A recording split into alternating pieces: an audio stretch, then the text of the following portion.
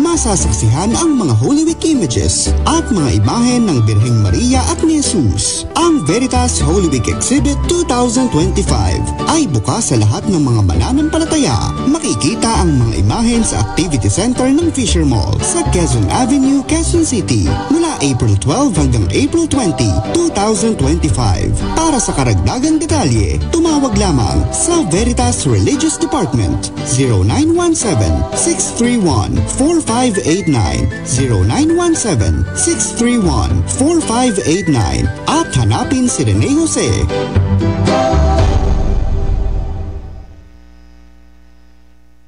Ang programang titimbang ng katotohanan sa usapang panlipunan. Veritas.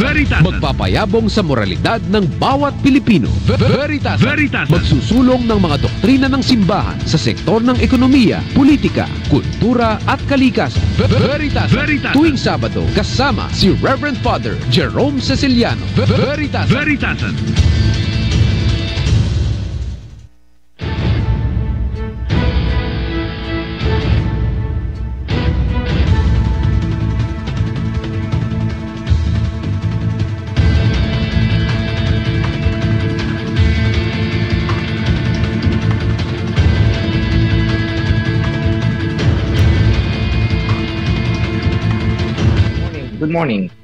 Good morning mga kapanalig. Ito po si Father Jerome Ceciliano sa Palatuntunan ng Veritasan. Every Saturday po ito.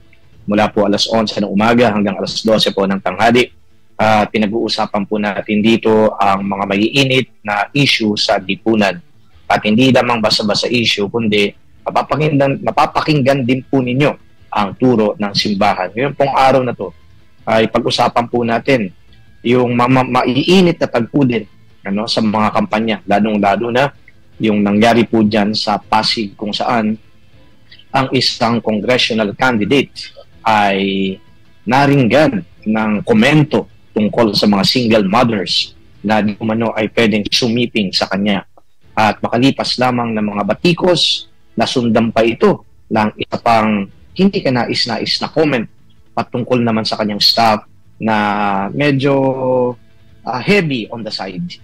At sinabi, yan ba ang magiging ng isang taong blank? Anak ko po. At kung paano po tayo mabibigyan ng perspective tungkol sa usaping ito, ay makakapanayan po natin ang isa sa mga dapat natin makausap patungkol sa eleksyon. Siya po ang Executive Director ng Legal Network for Truthful Elections o kilala sa tawag na LENTE. Walang iba po kundi si Attorney Rona Ann Caritos. Magandang umaga po sa inyo, Attorney Rona Ann. Father Jerome Ceciliano po. Good morning.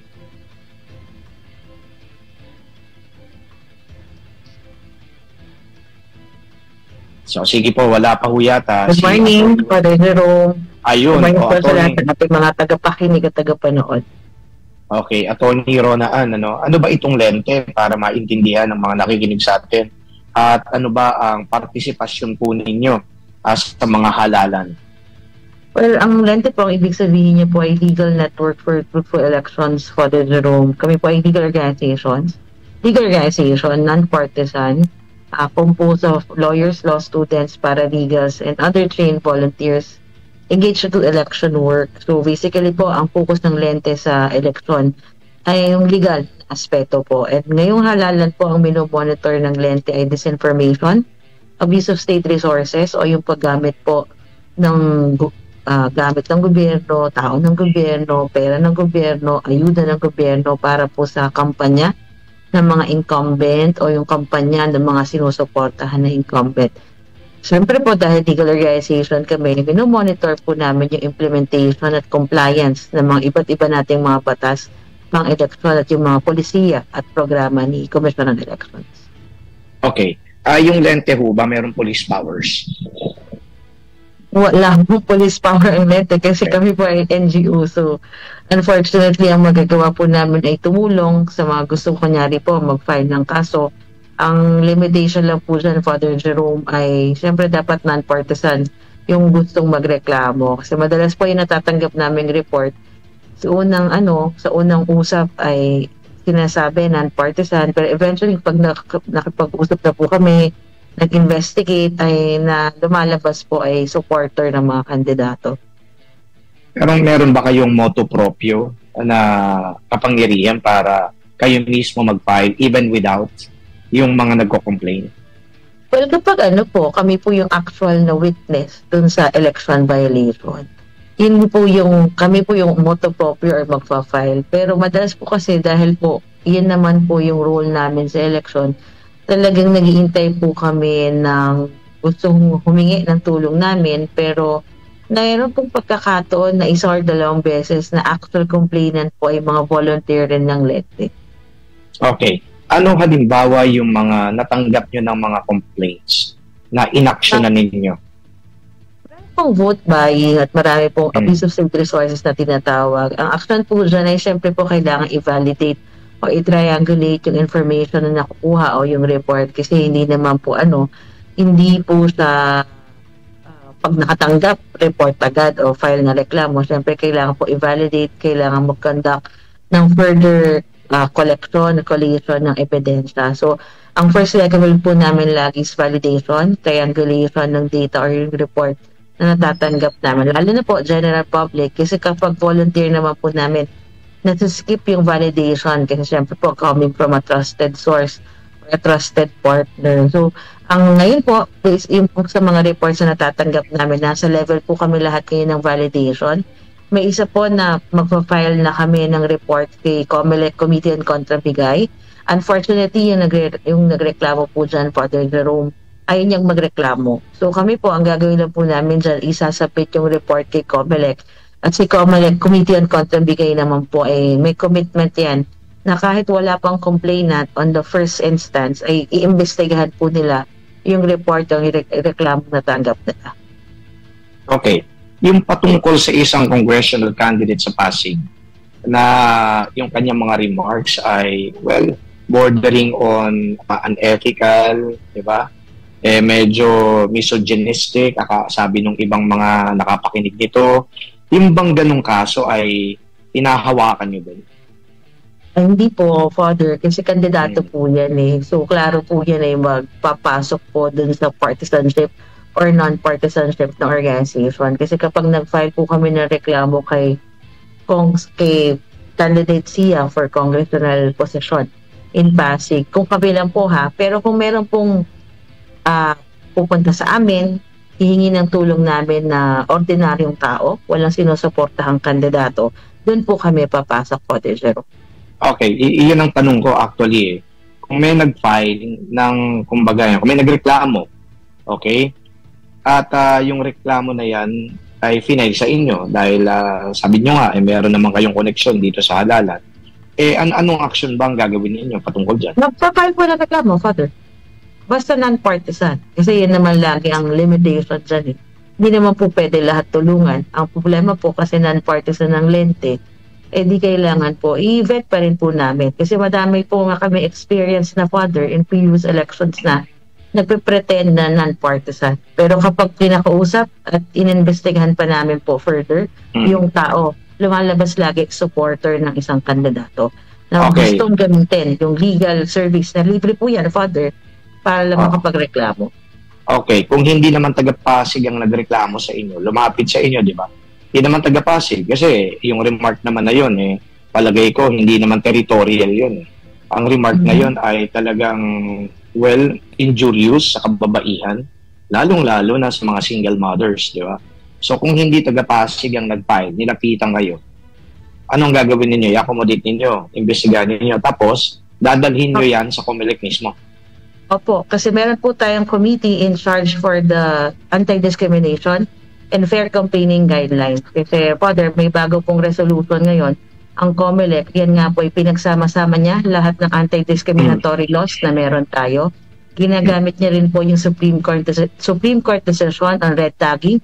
Pinagbabawal na po yun ng Supreme Court natin. At ito nga po yung resolution na ginagawang basehan ng COMELEC actually to issue show cause orders sa mga kandidato po na naglalabas ng discriminatory statements or naglalabas po ng mga statement na laban sa particular na sektor o nagpapahiya ng particular na sektor. Okay, sa Makatwid, ang gagawin ninyong tulong, ang ibibigay ninyong tulong doon sa aggrieved party o yung nagreklamo, magpo-provide kayo ng legal assistance. Yan ang mangyayari. Opo, Father, legal organization po ang lente. So, yun po talaga gagawin namin. Mag-provide ng legal assistance, maging abogado ng mga kababayan natin na gustong magreklamo. Okay, yan. Nililinaw natin yan kasi hindi naman lahat ng nakikinig sa atin ay merong step-by-step attorney na pagkakaunawaan. Kaya yung ganitong programa, ginagamit natin para yung papel ninyo ay mas maintindihan talaga ng taong bayan. Kasi maaari din naman dahil narinig lang kayo na lente o election pala yan baka puntahan ng puntahan pero di naman kayo yung proper forum. Kaya nililinaw natin ngayon, ito ay hindi para sa akin kundi para sa taong bayan. So, yan, yung malinaw yan na kayo ay magpo-provide ng legal assistance. Okay, kasi sabi nga ninyo, kayo ay mga abogado, tapos mga law students. Okay, para at least ay merong legal or representative itong mga nagko-complain sa ganitong mga usapin. Okay, ngayon, ito hypothetical lang naman kasi hindi ko naman alam yung COMELEC na mismo ang nagpatawag dito sa kongresista Di ba wala naman siguro kayo natanggap patungkol dito sa usapin na to, di ba? Yung ganun bang mga opinion mo na lang, yung ganun bang mga estilo ng pangangampanya, dapat ba itong baliwalain lang o katulad ng ginawa ngayon ng publiko, unang-una ng media, pinuna talaga? Ay, hindi po siya dapat baliwalain, Father, kasi violation siya ng existing laws natin.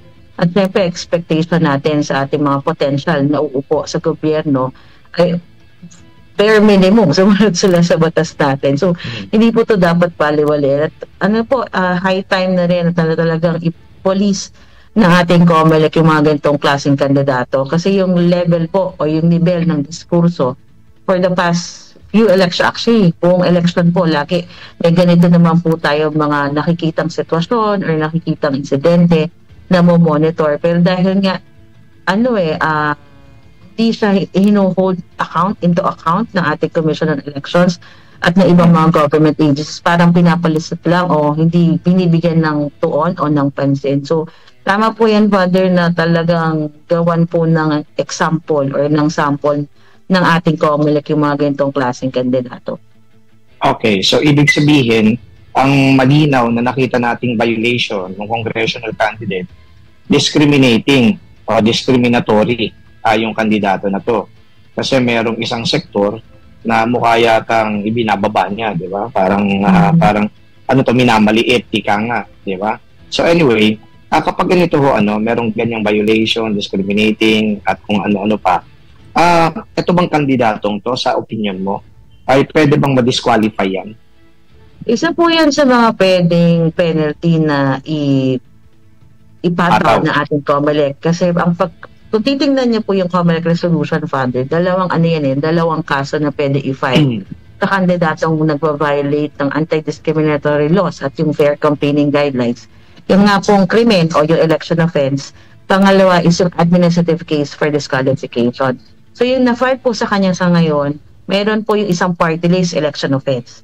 Pero ito pong ginagawa ni COMELEC, itong ng motu proprio or on its own, nag-issue siya ng show cause order, yan po yung possible na magpataw siya ng censure o yung pinakamabigat po na penalty na pwede niyang ipataw ay disqualification.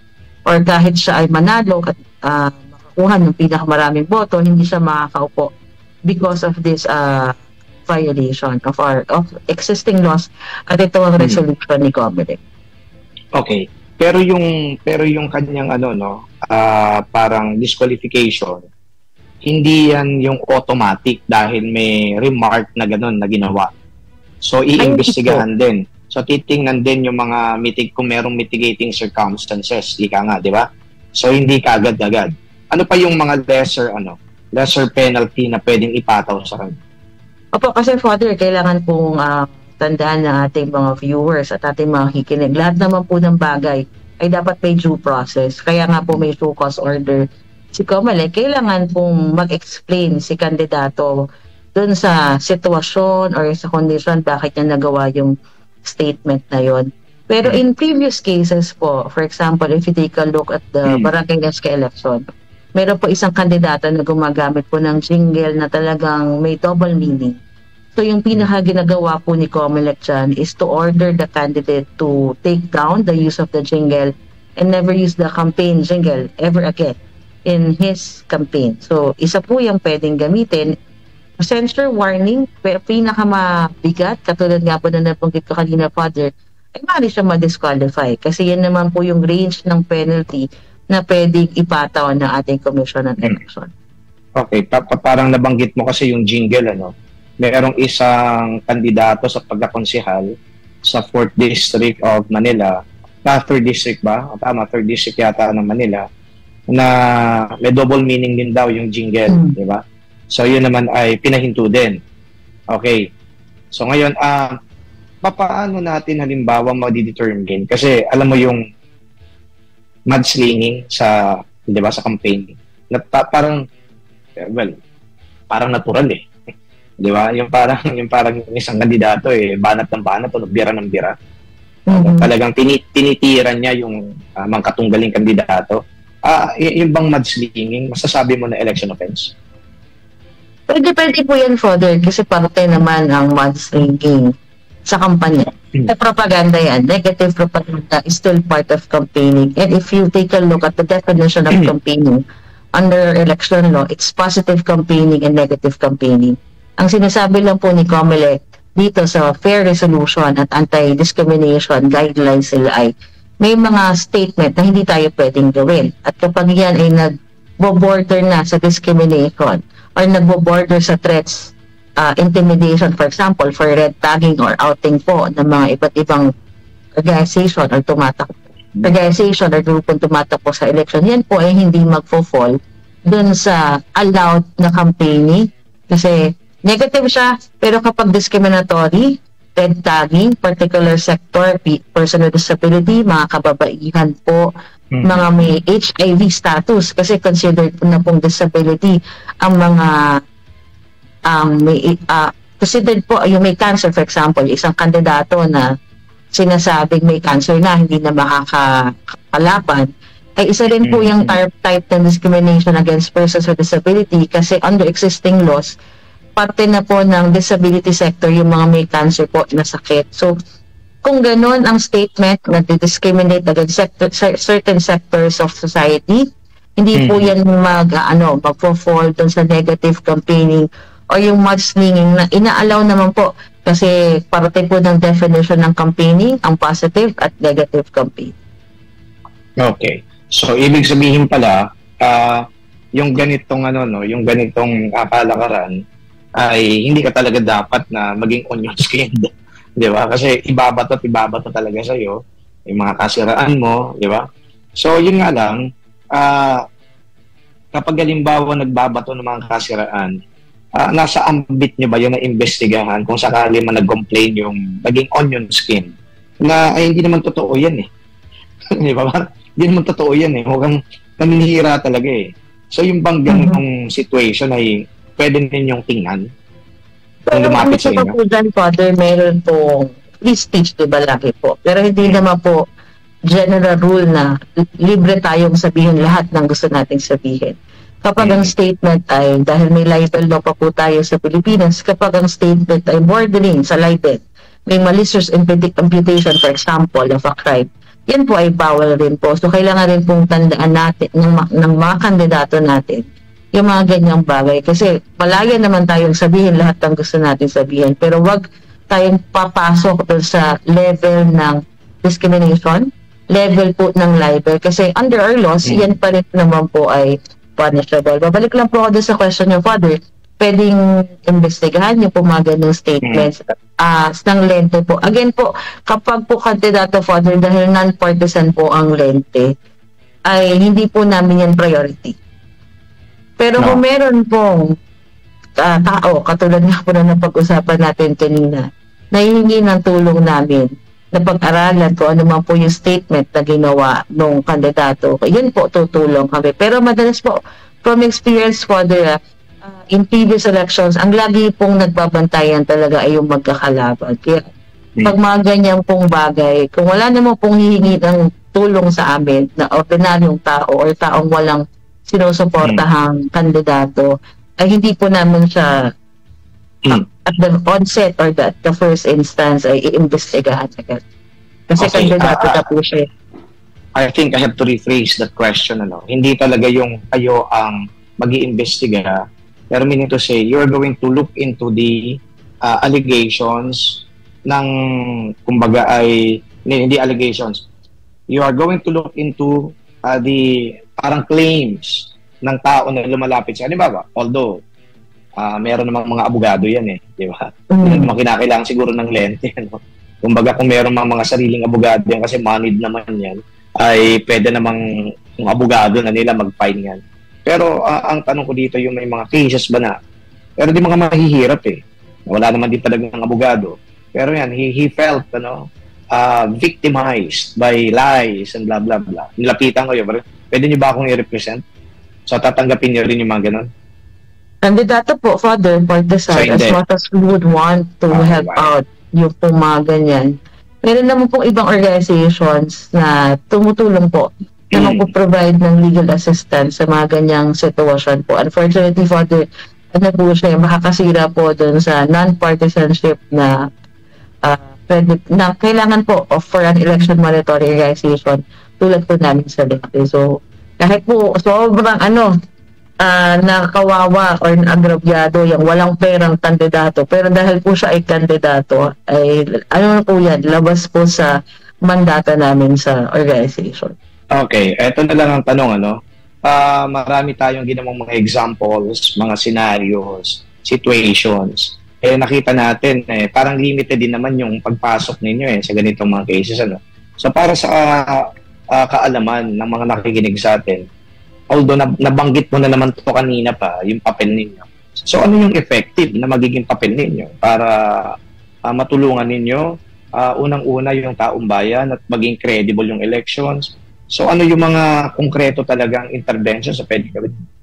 Father, pagaling kami sa electoral reform. Ito pong Committee on Contra-Bigay. Nagsimula po ang investigation na mandato niya ay vote buying, vote selling lang. Pero sa huling dalawang eleksyon na nakalipas, Father, ang tinignan po namin ay abuse of state resources. Hindi po yan masyado tinitignan at hindi masyado pinag-uusapan sa eleksyon sa Pilipinas. Kasi ang pakinamdam po ng mga tao, ay advantage siya na incumbent. Yan naman ay swerte ng mga nakaupo sa pesto. Pero tatandaan po natin, yan po ay bawal sa batas. Katulad lang din po ng vote buying. Matagal na po yung violation, pero hindi pinag-uusapan, hindi pinaprioritize. Pero dahil po sa data na nakuha namin at sa mga reports po, ito nga pong reports na kahit hindi nagmamaterialize sa kaso, ginamit po namin lahat ng datos na yan at information para i-convince ang ating Commission on Elections na i-prioritize rin ang mga insidente ng ESR sa ating eleksyon. At alam nyo, ngayon, Father, ang Committee on Contra-Bigay, aside from focusing on vote buying, vote selling, andyan na rin po ang pag-focus nila sa abuse of state resources. At isang parte po ng prosecution na nakatulong kami sa Leyte, meron na po tayong presumptions ngayon ng ESR. So, mas madali na po ang prosecution. So, kahit walang kaso, effective naman po ang monitoring na ginagawa namin sa Leyte. Doon po kami nagpo-focus sa electoral reform. Kasi ang sinasabi po namin lagi, walang kwenta ang mga reports, walang kwenta yung monitoring kung wala namang nagbabago sa mga batas pang election natin. At yun po yung ginagawa namin sa Leyte. Aside from sana may prosecution, kung wala po talaga, Father, di gagawin natin yung ibang bagay para mas maka-improve na ating election. Okay, sige, magbabalik pa tayo Huwag kayong aalis sa attorney at saka yung mga nanonood sa atin para mas tuloy-tuloy po ang talakayan po natin. Thank you.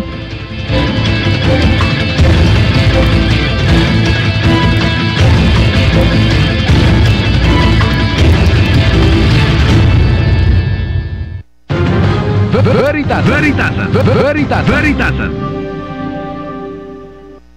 Pare, ano ba yung hawak mo? Ay, ito bang sobre? May namimigay nito kanina, galing daw sa isang kandidato.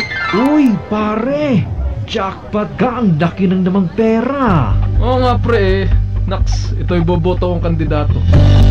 Kapanalig, Huwag mong ibebenta ang iyong boto. Hindi dapat ibatay sa natanggap na halaga ang pagpili ng kandidato. Walang katumbas na halaga ang iyong pagkatao.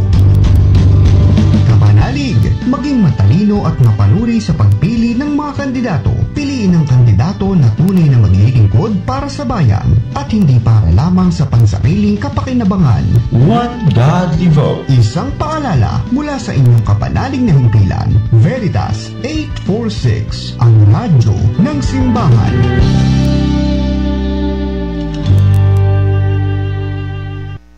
Celebrate Jubilee Year 2025, Pilgrims of Hope. Veritas 846, Kapanalig, reaching Mega Manila to the World Wide Web. Veritas 846, ang radyo ng simbahan. In observance of the Lenten season, member Catholic Media Network and kapisanan ng mga broadcaster ng Pilipinas. Mga kapanalig, ang ating Philippines Standard Time, 34 na minuto makalipas ang alas 11 ng umaga. Kapanalig, narito ang ilang paalala sa pakikibahagi ng on-air and online healing masses sa Veritas tuwing alas 6 ng umaga, alas 12 ng tanghali, alas 6 ng gabi at alas 12 ng hating gabi. Maghanda ng isang munting altar at maaaring lagyan ng krusipiho at nakasinding kandila. Magsuot ng kaaya-ayang damit katulad ng isinusuot kapag dumadalo sa pangkaraniwang misa. Panatilihin ang katahimikan at sumabay sa mga pag-awit at pagtugon sa mga bahagi ng misa. Iwasan ang mga bagay na makakasagabal habang nakikiisa sa banal na Eucharistia. Maaaring tumayo o umupo sa pakikibahagi ng Eucharistia maliban na lamang sa mga may karamdaman. Sa bahagi ng komunyon, hinihikayat ang lahat na dasalin ng Act of Spiritual Communion bilang pagtanggap ng banal na komunyon. Kapanalig, ating ihanda ang sarili sa pakikiisa sa hapag ng Panginoon, ang hapag ng katotohanan at ng ating kaligtasan. Healing Mass sa Veritas. Abangan! Come, Lord Jesus, send us your Spirit, renew the face of the earth. Come, Lord Jesus, send us your Spirit, renew the face of the earth. Veritas, Veritasan, Veritas, Veritasan.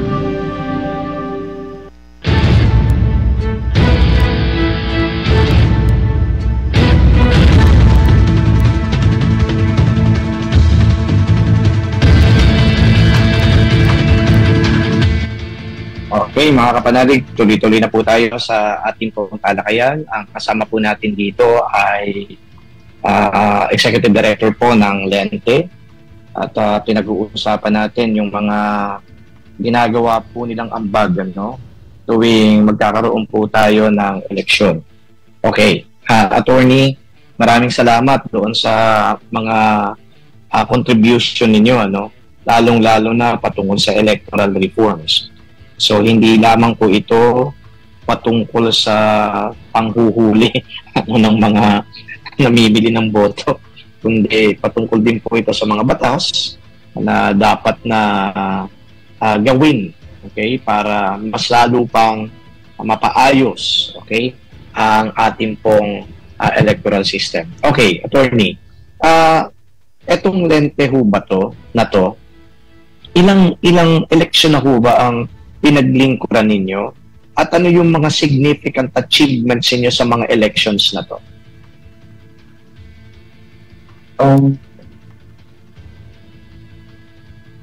Six major elections and lahat po ng regional elections involved. Notable accomplishments po yung pagpasa ng Election Service Reform Act na nakikinabang po ang ating mga electoral board members.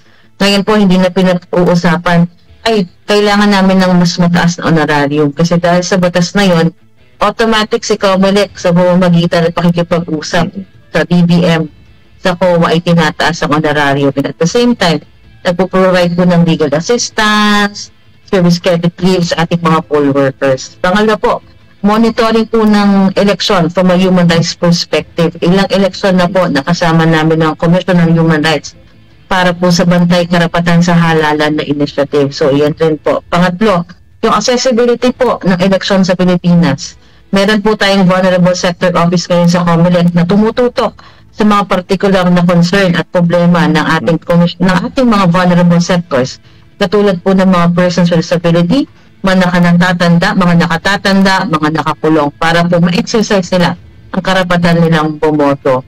Pang-apat, yung problema po natin sa disinformation. Kahit po wala tayong pagbabago sa mga batas na may kinalaman sa kampanya, kahit pa paano ginawan po natin ng paraan na yung mga kandidato at yung kanilang mga supporters ay ma-report yung kanilang official online accounts para kahit pa paano po ay makapag-monitor si COMELEC ng campaign expenses at ng disinformation kung may nangyayari pong disinformation sa kanila pong mga social or online accounts. Ito, nabanggit ko po kanina, yung pag-evolve ng Committee on Kontrabigay ni COMELEC na yung hindi po masyadong pinag-uusapan at tanggap na problema ng eleksyon sa Pilipinas na abuse of state resources ay ginawa na rin po nating priority ng COMELEC. At lahat po ng ito ay galing po sa monitoring, hindi lang po ng lente, kundi po ng mga partners sa mga volunteers po namin. So, kahit hindi ganun karami ang mga kasong na-file, mini-make up po natin yan sa mga reform na ginagawa natin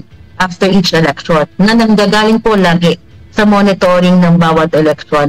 At kung pag-uusapan po natin ang Bangsamoro Electoral Code, ang ilang pong provision sa BARM Electoral Code na galing po sa data at galing po sa reports ng monitors at volunteers po ng lente, accessibility po ng botohan, may logo at picture sa boloto sa BARM. So kahit hindi ka marunong magbasa at magsulat, hahanapin mo lang yung logo at picture, i-shade mo na yan. So hindi mo na kailangan ng assistor na madalas pandaraya po sa region. Meron na rin po tayong nota na option sa balota. Ibig sabihin po niyan, Father, none of the above.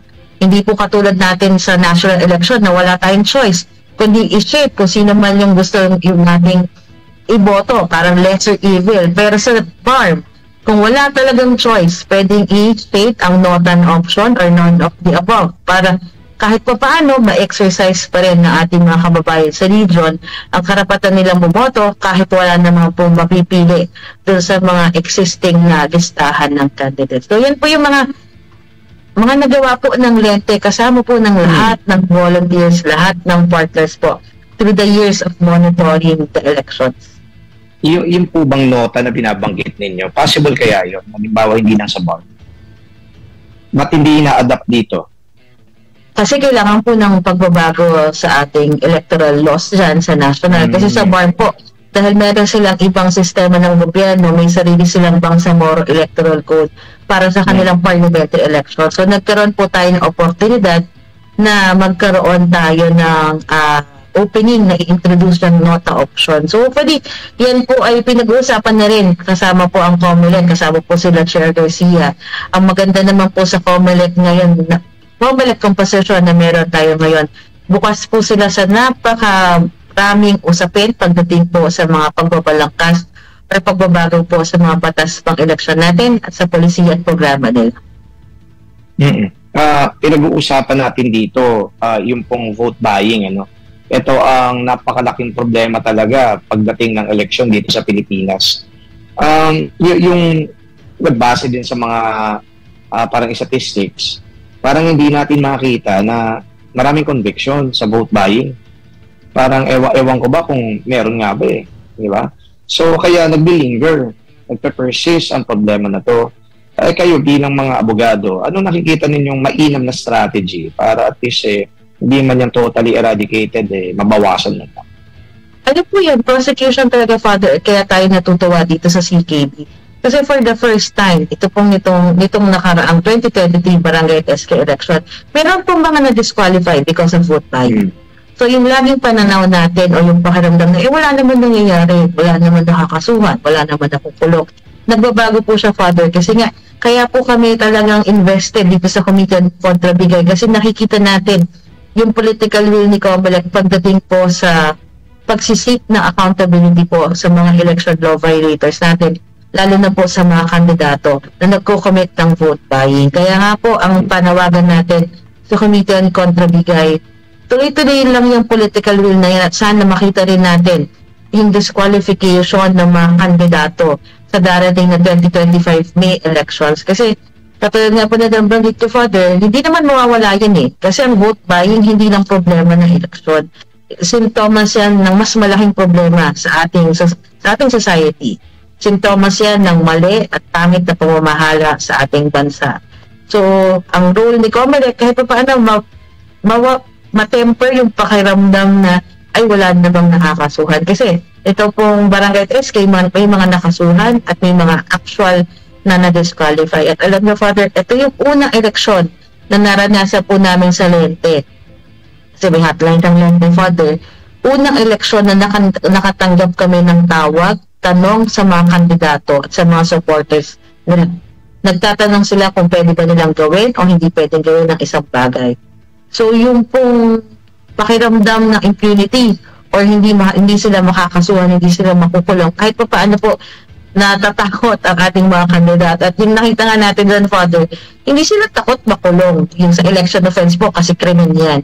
Mas takot silang ma-disqualify. Kaya yung kung titignan niyo po yung sitwasyon ngayon, talagang nagbabantayan ng mga kandidato sa isa't isa for vote buying, abuse of state resources, kasi isang paraan din yan para ma-assure sila ng panalo sa eleksyon kung mapapadisqualify nila yung kanilang kalaban sa pwesto. Okay, very obviously, nakakalusot pa rin, ano? Pwede ho bang ilahad ninyo kung paano natutukoy yung mga palusot o nakakalusot para at least sa awareness ng publiko na ito na pala mga racket, ito na pala yung mga pamamaraan. Kaya nakakalusot pa rin sila, nagagawa pa rin na yung vote buying. Ano po, ang pinaka-problema po talaga, Father, wala namang makabagong vote buying na nakikita aside sa paggamit ng mga financial technology platforms. Yun na po yung pinaka-evolution ng vote buying natin. Andyan pa rin yung pamimigay ng pera, pamimigay ng grocery, kahit yung promise nabigyan ka ng pera, ng trabaho, yan pa rin po yung nakikita natin vote buying. Yung lagi lang po namin sinasabi sa mga tao, mahalaga ang documentation. If ever gusto natin magkaso, hindi pwedeng kwento lang. Mahalaga ang pictures, mahalaga ang video. So yun po yung mas in-emphasize namin, Father, kasi kami nakitang bagong strategy. Itong huling Barangay SK, kasi yung usual na strategy nila na pera, promise, grocery, night before the election, gapangan, may mga coordinator, bawat barangay. Yun pa rin naman po yung modalities of committing vote buying. Nadagdagan lang ng vote buying na makabago o yung e-vote buying po na tinatawag actually ng 2022 national and local elections pa, Father. Okay, mahirap bang i-prove yung vote buying? Mahirap po. Kaya, Father, napakalaking tulong ng presumptions na ginawa ni COMELEC. Kasi meron na pong presumptions ng vote buying ngayon para mas makatulong sa pagpo-prosecute. Po kasi para sa mga nakikinig natin, general rule, ang burden to prove na ginawa ng isang tao yung krimen ay nandun sa nag-aakusa. So, estado po yan, COMELEC. Pero dahil may presumptions po tayo, yung burden of proof ay lumilipat doon sa inaakusa. So yung inaakusa na po ngayon, basta nahuli siya doon sa presumptions, sa listahan ng presumptions ng vote buying or ASR po o yung abuse of state resources, responsibilidad niya na sabihin at patunayan na hindi siya nag-commit talaga ng vote buying. Isang example po ng presumption, Father, kapag may mahabang pila sa bahay ng kandidato na namimigay ng grocery, namimigay ng pera, tas may kasabay na, syempre, campaign paraphernalia, presume act po yan ng vote buying. So kapag nahuli ka, ikaw yung may obligasyon na ipakita o ipatunay lahat po ng nakapila at yung namimigay sa pila, sila po yung may obligasyon at patunayan na hindi sila nagko-commit ng vote buying. So yun po yung maganda sa laban ng vote buying ngayon.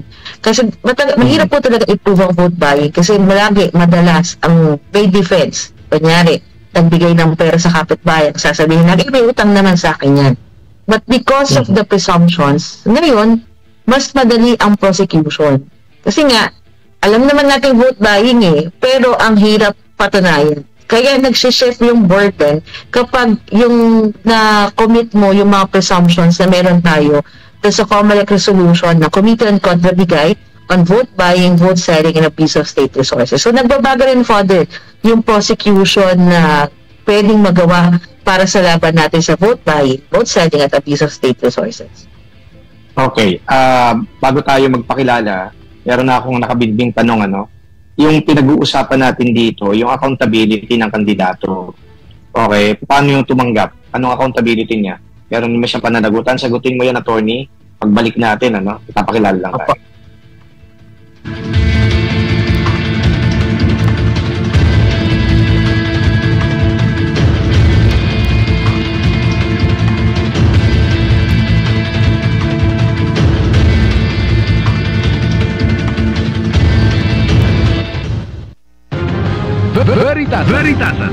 Veritasan. Jubilee Pilgrim Church. EDSA Shrine.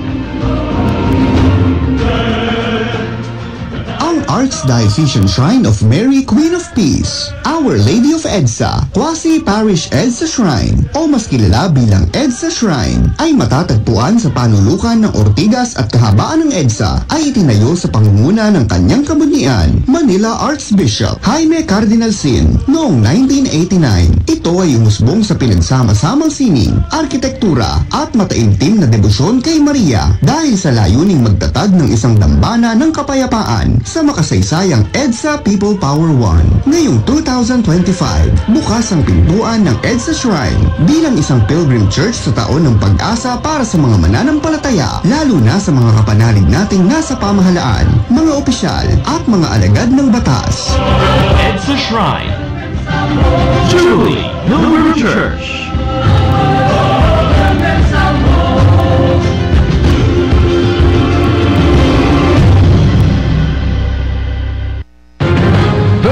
Veritasan.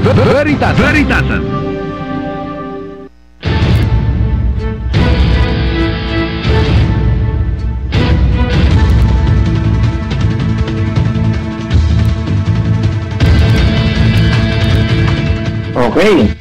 Shout out muna sa mga masugid po nating taga-subaybay, si Sir Eva Torreta, nanonood po siya sa atin ngayon. Kasamahan po siya sa Holy Land Pilgrimage many years ago, before the pandemic. Of course, marami pa po dyan na nanonood po sa atin. Sila po yung talagang very loyal sa Radio Veritas. And thank you for making Radio Veritas number 2 in Metro Manila. Okay, attorney, yung pong nakabinbin po nating tanong, may pananagutan din ba yung tumanggap ng tawag natin dito, suhol? Okay. Vote buying pa rin po yan considered. Pero kailangan po natin inuwas ang vote buying, vote selling. Kasi yung vote buying po mas siya, ang active part ng namimili ng boto. Madalas po ang offense na po commit ng mga botante po ay vote selling.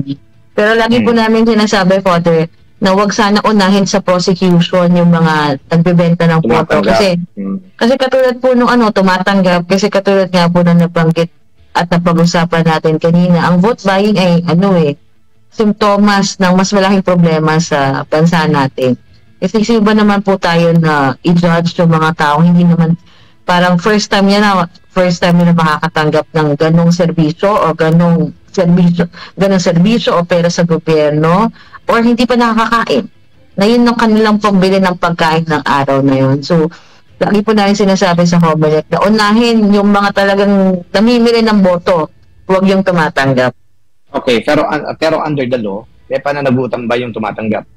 Opo, yan? Meron din. Mayroon po, Father. May kulong ba? May kulong ba? May kulong yan, Father, dahil election po. Sige, ilang taon ng kulong? Kung sakali. Ang election of offenses po under the Omnibus Election Code, blanket penalty yan, 1 to 6 years. So, pwede kang makulong from 1 to 6 years. Nako, at least napapakinggan yan ng mga nagbebenta ng kanilang boto dito, 1 to 6 years. Pero yun nga lang, sabi ninyo, ang emphasis niyo dito ay doon talaga sa bumibili at hindi sa nagbebenta. Pero ako, ang pananaw ko dito, may mga sabihin natin dahilan kung bakit binibenta nila yung kanilang boto. But then again, yung accountability mahalaga kasi hindi matututo. Kasi hanggang merong tumatanggap, yung mga bumibili din naman, talagang gagawin at gagawin nila yan, di ba? So parang ayaw natin magkaroon lang ng cycle eh. So kapag merong nagpa-patronize, definitely meron ding mga sellers yan. Anyway, so 1 Pero to 6. Father, may mga lugar sa Pilipinas na pag hindi mo tinanggap, delikado buhay mo o delikado buhay ng pamilya mo.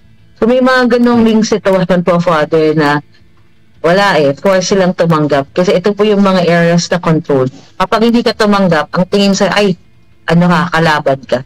So magiging delikado ang buhay mo, magiging delikado yung pamilya mo. So minsan, wala lang talagang choice, Father. May mga areas tayong gano'n sa Pilipinas.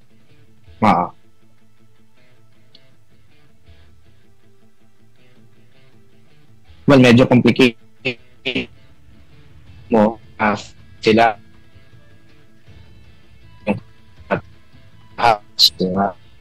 pwede din siguro magsinungaling, pero ba't tinaging kayo naman boboto namin pero baka hindi rin magtitiwala so these are complications na kinakailangan din na i-factor natin, di ba?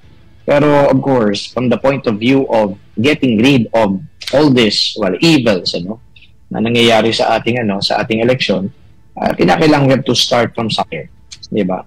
Kasi kapag lagi tayong may nuance, hindi talaga matatanggal yan. Yun ang pananaw ko dito. But anyway, so attorney, sige, manawagan ka. Ano ba ang pwedeng maitulong sa inyo ng publiko at kayo din? Huling 30 days na po bago tayo bumoto. May 12 po ang election. At ito pong 30 days ito yung last 2 minutes para sa ating mga kandidato. At ito po yung pagkakataon na lahat gagawin nila para ma-assure yung pagkapanalo po nila sa darating na election. So, naghang po tayo.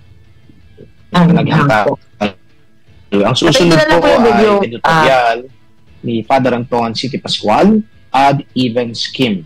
Yan po ang ating katutunan. Papakinggan natin si Anton.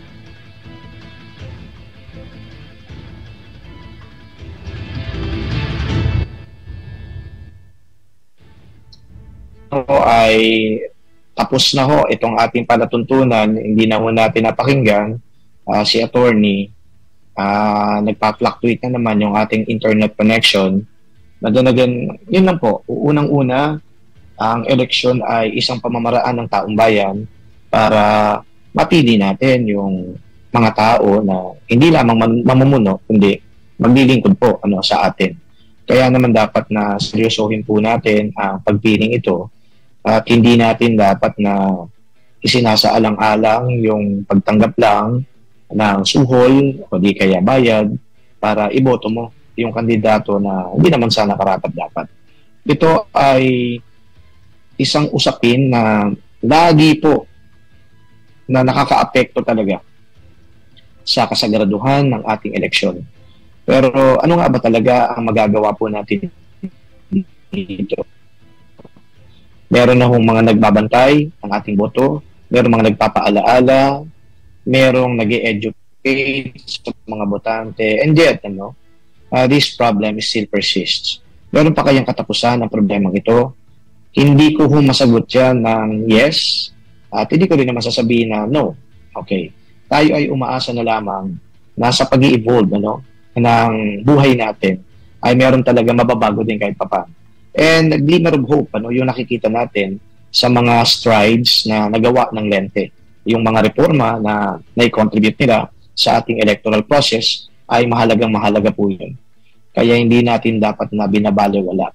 Who knows? Who knows? Darating din yung panahon na itong mga reformang ito ay maglulubos-lubusan na tuluyan talaga tayo na matutulungan.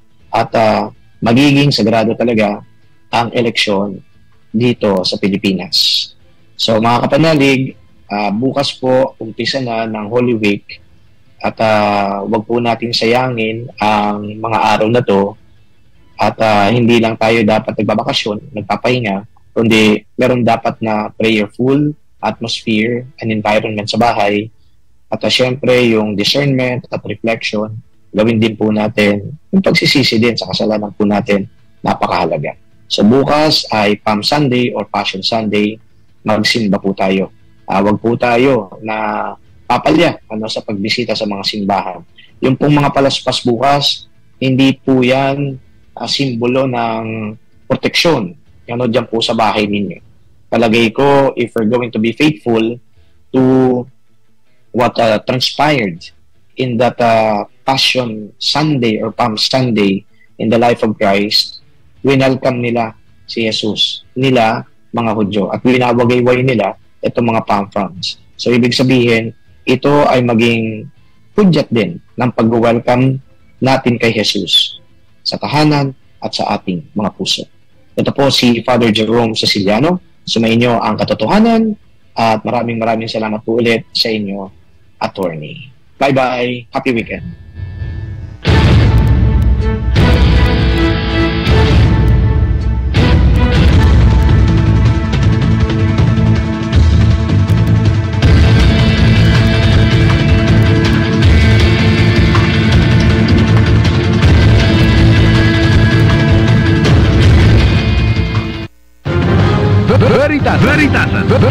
Veritasan.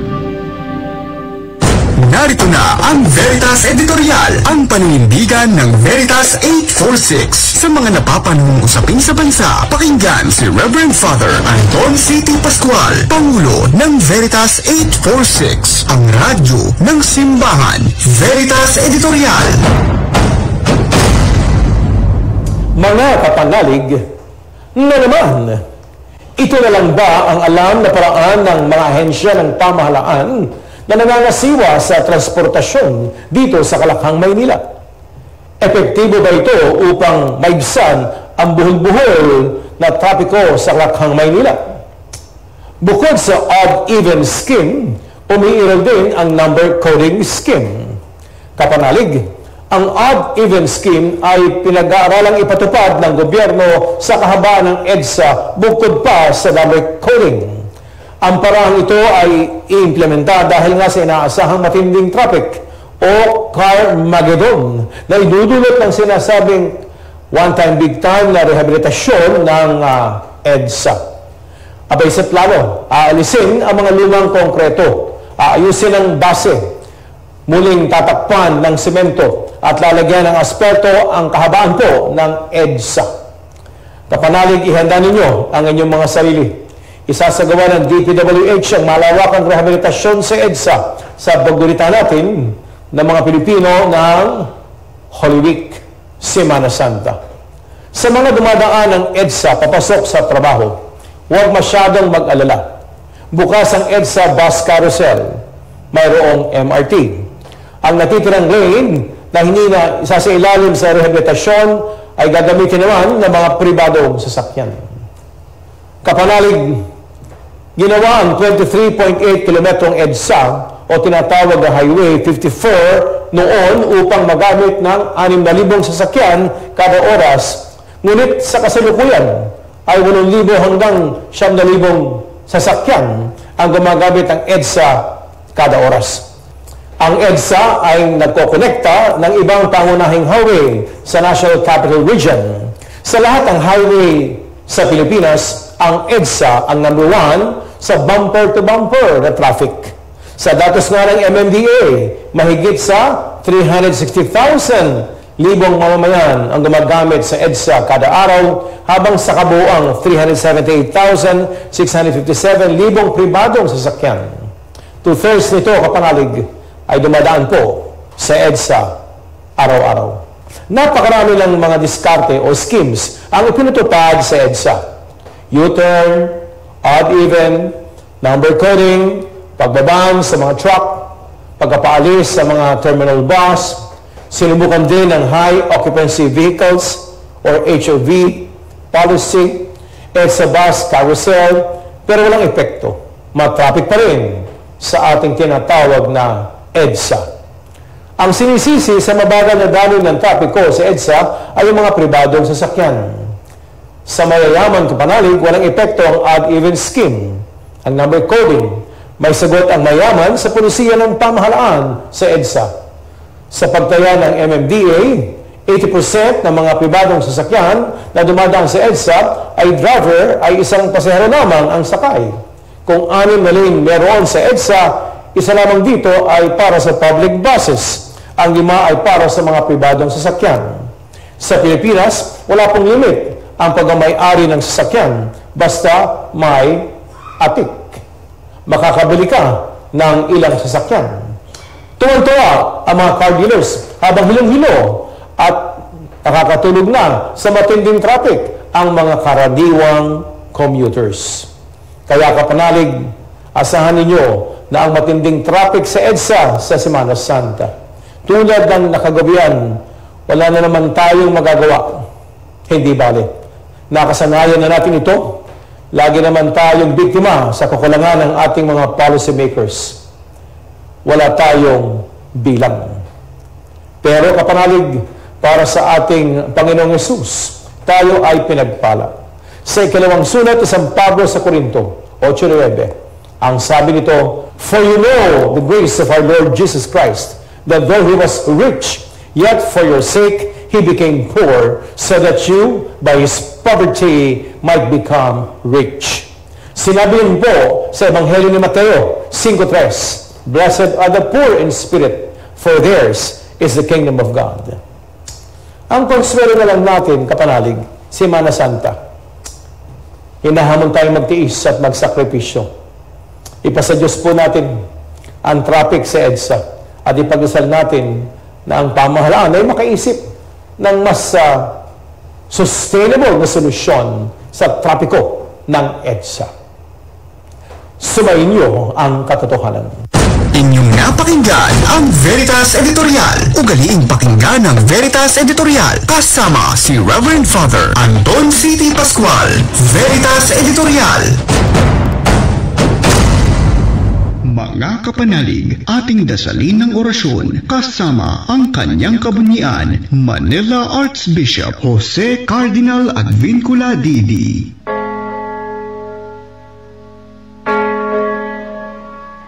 Sa ngalan ng Ama at ng Anak at ng Espiritu Santo. Amen. Ang anghel ng Panginoon ay nagbalita kay Santa Maria. At siya'y naglihila ng Espiritu Santo. Aba, Ginoong Maria, napupuno ka ng grasya, ang Panginoong Diyos ay sumasa iyo. Bukod kang pinagpala sa babaeng lahat, at pinagpala naman ang iyong anak na si Jesus. Santa Maria, Ina ng Diyos, ipanalangin mo kaming makasalanan, ngayon at kung kami mamamatay. Amen. Narito ang alipin ng Panginoon. Maganap nawa sa akin ang ayon sa wika mo. Aba, Ginoong Maria, napupuno ka ng grasya, ang Panginoong Diyos ay sumasa iyo. Bukod kang pinagpala sa babaeng lahat, at pinagpala naman ang iyong anak na si Jesus. Santa Maria, Ina ng Diyos, ipanalangin mo kaming makasalanan, ngayon at kung kami mamamatay. Amen. At ang Berbo ay nagkatawang tao, at nakipamayan sa atin. Aba, Ginoong Maria, napupuno ka ng grasya, ang Panginoong Diyos ay sumasa iyo. Bukod kang pinagpala sa babaeng lahat, at pinagpala naman ang iyong anak na si Jesus. Santa Maria, Ina ng Diyos, ipanalangin mo kaming makasalanan, ngayon at kung kami mamamatay. Amen. Ipanalangin mo kami, Santang Ina ng Diyos, nang kami dapat makinabang sa mga pangako ni Kristo. Manalangin tayo. Panginoon naming Diyos, kasihan mo nawa ang aming mga kaluluwa ng iyong mahal na grasya, at yayamang dahilan sa pamamagitan ng anghel ay nakilala namin ang pagkakatawang tao ni Jesucristong anak mo. Pakundaan sa mahal na sakit at pagkamatay niya sa krus, papakinabangin mo kami ng kanyang pagkabuhay na maguli sa kalulatian sa langit, sa pamamagitan ni Jesucristo ring Panginoon namin siya nawa. Luwalhati sa Ama, sa Anak, at sa Espiritu Santo. Kapara noong unang-una, ngayon at magpasawalang hanggan. Amen. Sa ngalan ng Ama, ng Anak, at ng Espiritu Santo. Amen.